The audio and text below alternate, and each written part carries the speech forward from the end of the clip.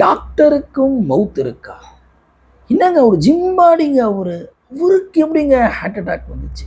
இல்லை நேற்று என் கூட நல்லா இருந்தாருங்க என்னுடைய நண்பர், அதுக்காட்டி அவருடைய மௌத்துடைய செய்தி என்னால் ஜீர்ணிக்க முடியலங்க என்றெல்லாம் சொல்லக்கூடிய விஷயத்தை நம்ம கேள்விப்பட்டோம்.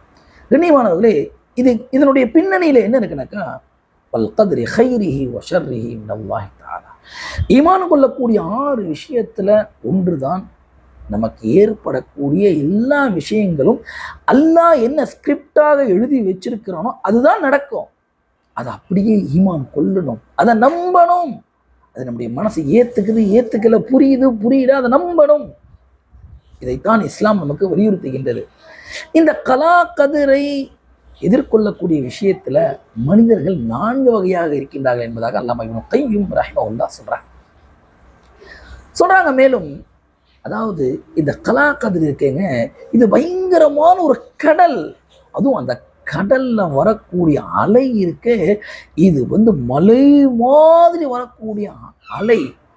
எனவே அதை ஃபேஸ் பண்ணி அந்த அலையை தாண்டி பிரயாணம் செய்யலாமா, நம்ம இதுல போய்த்தான் ஆகணுமா அப்படின்னு சொல்லிட்டு முதலாவது கூட்டத்தினர்கள் அந்த கரையிலேயே காலை வச்சுக்கிட்டு அப்படியே நிற்கிறாங்களாம். இதுல காலை வச்சா என்னடா ஆகும், இதுல கப்பல் எடுத்துட்டு போனா என்னடா ஆகும், நம்ம பிஸ்னஸா இதுல போய் நம்ம முழுகி போயிடுவோமடா அப்படின்னு சொல்லிட்டு தத்தளிக்கிறாங்களாம்.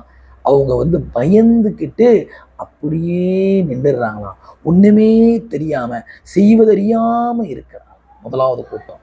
2வது கூட்டம் சொல்றாங்க, இந்த கலா கதிரை பார்த்து, இந்த ஆழமான கடலை பார்த்து, மலை போல் வரக்கூடிய இந்த அலையை பார்த்து தெரித்து ஓடி போயிடறான். எப்பா வேணடாப்பா, நமக்கு இது ஒண்ணுமே புரிய மாட்டேங்குதுப்பா அப்படின்னு சொல்லிட்டு ஓடி போயிடறான்.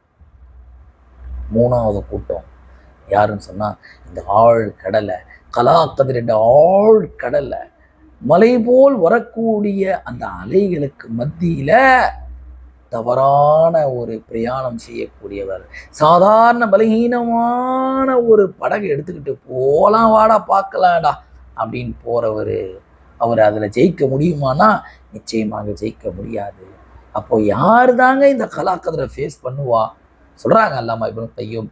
4வது கூட்டம் அவங்க யாருன்னு சொன்னாக்கா, எப்படி மலை அளவு தண்ணீர் இருக்கும்போது நூஹ் அலைஹிஸ்ஸலாமுடைய கப்பல்ல ஏறினவங்க பிழைச்சாங்களோ தப்பிச்சாங்களோ, அதே போல குர்ஆன் சுன்னா என்ற கப்பல்ல யார் ஏறுவாங்களோ அவங்க தங்களுடைய வாழ்க்கையில எப்பேற்பட்ட கலா கதிருடைய அலைகள், ஆழமான கடல் அவங்களுக்கு முன்னாடி வந்தாலும் அவங்க அதை தைரியமான முறையில் அல்லாஹ் மேல நம்பிக்கை வைத்து, அல்லாஹ்வின் மீது ஆதரவு வைத்து, இது என்னுடைய ரப்பின் மூலமாக தான் நடக்கின்றது, எனவே இதை நான் பொறுமையாக கையாள வேண்டும் என்று நல்ல விதமாக கையாளுவார்கள் என்பதாக அல்லாஹ் இப்னு கையும் ரஹ்மஹுல்லாஹ் சொல்றார்.